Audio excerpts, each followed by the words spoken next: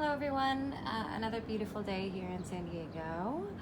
I did my project on Micturition Process and I'm going to go through this with you right now. The Micturition process is also known as urination and is the ejection of urine from the urinary bladder through the urethra to the outside of the body. In healthy humans, the process of urination is under voluntary control and we are producing about 1 to 2 liters of urine a day. In infants, elderly, and those who have neurological injury, urination may occur as an involuntary reflex. But today I'm going to focus on the voluntary reflex perspective. As the bladders fill, right here, as the bladder fills with urine, the sensory stretch around, right over here, the sensory stretch receptors in the bladder wall send a message to the spinal cord.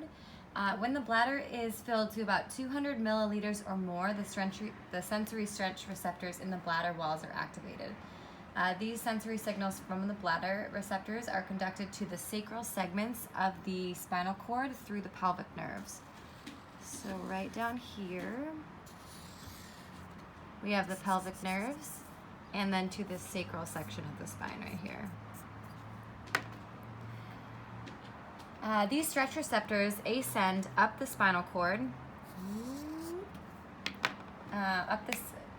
to the nucleus of the pons called the Micturition Center, and the pons is located right up here. There's the pons, or the Micturition Center, and then they reflex back down again after reaching the pons, back down again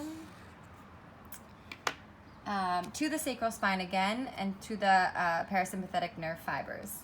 When the bladder is only partially filled, these micturition contractions usually relax spontaneously and the detrusor muscles stop contracting. As the bladder continues to fill, the reflexes and contractions become more frequent. Like we talked about before, voluntary and involuntary urination depends on the individual, but in the case of a healthy functioning adult, voluntary urination is controlled by the pons.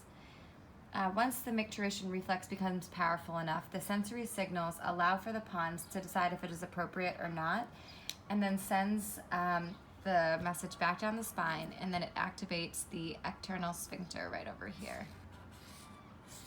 When this sphincter relaxes, right here. When this sphincter relaxes, it allows for the urine to exit the body.